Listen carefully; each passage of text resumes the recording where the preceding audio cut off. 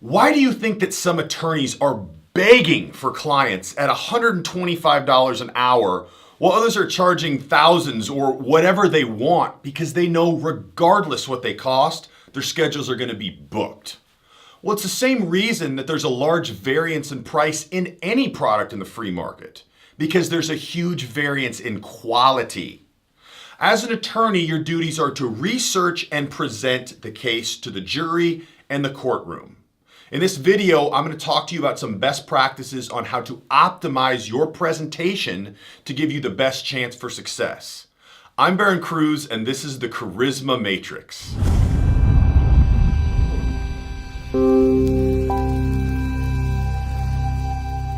The courtroom is a stage, and a principle that I want you to have in the back of your mind the entirety of your time spent there is the TLH triangle. And what that is it's three adjectives that describe how you always want to be being perceived by the jury and everyone else in the courtroom. And that's as trustworthy, as likable, and as high status. And in that trustworthiness component comes an element of intelligence, because oftentimes those things are seen kind of hand in hand. So how do we do that? Well, some of the basics. Our body language. We want to be very confident, cool, deliberate in our body language. We want our orientation typically to be the jury, sometimes the judge, but also early in that court case, we want to show that we're confident orienting everywhere in the courtroom. We're a confident person. We're not afraid of anything. So we're going to take a short amount of time orienting all around that courtroom. Just we're making, quick phrases just to kind of show that subconsciously you're a veteran there. You've been there before. You're not afraid. You're not intimidated. Now, when it comes to orienting to the jury, you do want to spend a lot of your time oriented to them. But this leads me to the next point, and that's eye contact. While you want to be making consistent eye contact with the jury, you don't want to make anyone feel discomfort or uncomfortable with your presence.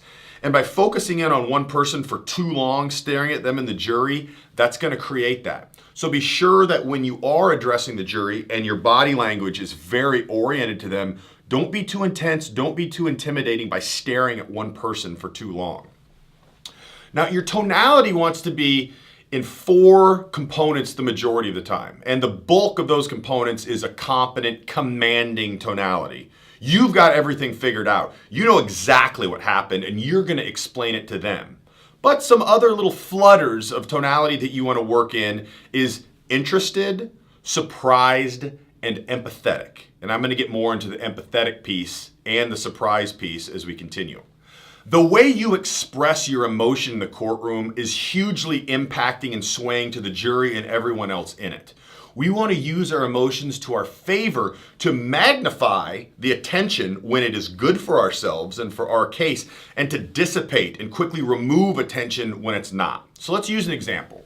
Let's say you're in a line of questioning and you say, in your opinion, did your passenger know that the narcotics were in the trunk? And he says, no, I don't think he did. And your response is, in your opinion, did your passenger... Okay, right on to the next one. No reaction, almost as if he didn't answer the question, almost as if it never happened. Because we want to dissipate that, right? That answer was not to our advantage. So let's say you say, in your opinion, did your passenger know the narcotics in the trunk? And he says, yeah, I think he did. Really? So he knowingly got into your car knowing the narcotics were in the trunk? Okay, so what you're doing by expressing all of this emotion when you get a response that you want, assuming you're the prosecution, you are doing two things. Number one, people just tune in when emotion levels are high. It's just natural for us to zone in. We're creatures of deletion. So we see something out of place, a high emotion, we zone in. We want the jury, we want the judge, we want everyone to hone in on that. But number two, we're taking advantage of mirror neurons. So what mirror neurons do in the jury and everyone else as human beings is they help us relate to other people by creating the same emotion in us as what we see other people experiencing. So when I hear that his passenger knew the narcotics were in his trunk when he got in, I'm showing huge surprise. I can't believe, why would he get in? The passenger knew? By doing that, you're going to create the same emotions in the jury as you're experiencing by doing that. It's a very powerful piece. Think of all the different ways that you can use that in the courtroom by transferring your state, by transferring your emotional feelings to the jury. This is what you want, because we all know that people make the bulk of their decisions swayed on emotions.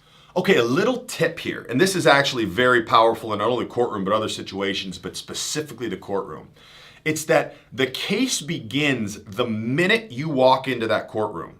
And you may say to me, well, it's just the bailiff and the court reporter, the judge and jury aren't even in there. That doesn't matter. Because the minute people start forming impressions of you in their head, say it is just the bailiff and the court reporter, they see you walk in, you look like a clown versus someone who looks really sharp. Let's use the latter. You look really sharp, you've got your things together, you're creating a very strong impression in their head.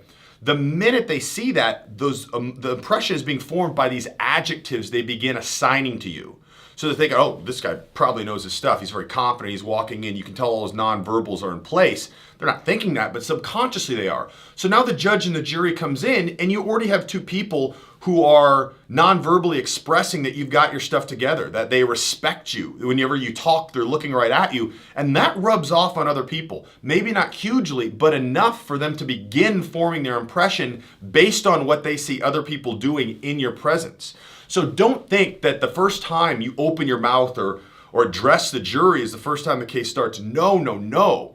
It's the first time that anyone in the courtroom sees you. So be sure you're on your game the minute you walk in, because that impression is beginning to be created by people there, and it's going to rub off on other people in the courtroom. Now, obviously, the minute the jury comes in is the minute that it really starts to snowball, because they're seeing your nonverbals and they're seeing you communicate and they're seeing everything, and they're immediately forming their impression of you. You know, once you begin speaking, they're going to have 60% of what they think of you figured out, and it's going to be very hard to shake that once you begin speaking.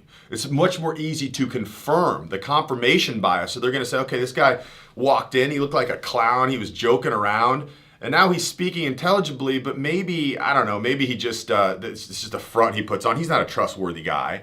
As opposed to, before you start speaking, he was sharp, he was focused, he was competent. His tonality was strong. Now he starts speaking and he sounds intelligible. And he says, well, that makes sense. He looked that way. Now it just reaffirms that. So be sure that you're aware that the minute anyone lays eyes on you, especially the jury, you're being judged and that case is already starting to be fought.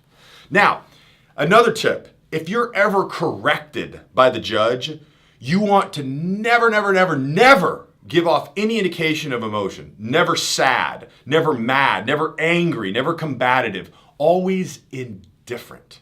As if it didn't happen, as if you expected that to be what the judge said. Because anytime there's any confrontation between you and the judge, it shows low status, and that's going to hurt you in that triangle. That's one of the components that we want you always to have in the courtroom and the jury's perspective is high status.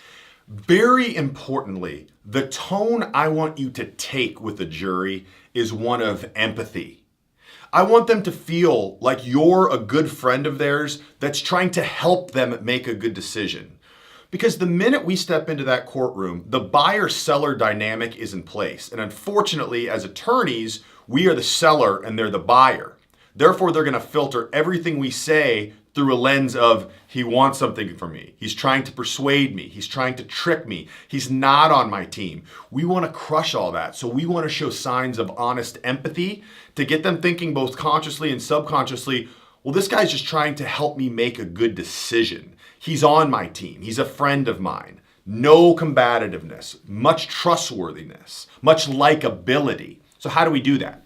Well, most of that's going to be done through nonverbals. So when you speak, and it's very hard to explain empathy in nonverbals, but you're going to use very soft, friendly body language, tonality, and eye contact, much like you would if you were talking. Say your mom was on the jury, and your best interest is for her to make a great decision. Speak to her that way. An example of language that you could use to kind of give an example of the tonality you want to use is, I know this is going to be tough to watch, but you really need to watch it. Okay, you're a friend, you're helping them, you're warning them it's going to be tough. You're kind of in the, I know, but you're trying to help. You need to take them there. So you want to be very friendly, likable, and approachable. And when you're an attorney, you're naturally coming in not as likable and not as trustworthy, because in the buyer-seller dynamic, it tells us they're not trustworthy because they want something from us that we don't necessarily want from them. And if we find out we don't want it from them, then it's going to be completely combative. That's not the case. You want to come across as someone that is only looking to help. I'm passionate about this, that's only looking to help them make the right decision. If you've been in the courtroom for 40 plus years, you've probably figured a lot of these things out and established some of your own best practices. But if you haven't, and if you're looking to still improve, I would suggest you implement some of these. And what it's going to do is it's going to greatly shorten the learning curve. Because instead of blind trial and error by you just spending time in the courtroom and seeing different reactions, you're going to put these best practices into place and see the immediate positive reaction to completely wipe out the curve and be working from the top. Now, I would suggest you take a look at some of my other videos because commonalities between charisma, influence, persuasion, social dynamics are universal, whether you be in the street, at the grocery store, on a date, or in a courtroom. So there's a lot of commonalities that I would suggest you look for. And also, when someone's considering coming to you and you're considering taking someone's case, a lot of these mannerisms, trustworthiness, likability, high status, intelligence are attributes that they want to see before they even decide if you're going to take their case. Don't be one of those attorneys that's scraping to get by for 40 years. Be the guy that can charge what he wants, whose book is full, and start to have some impact in the courtroom.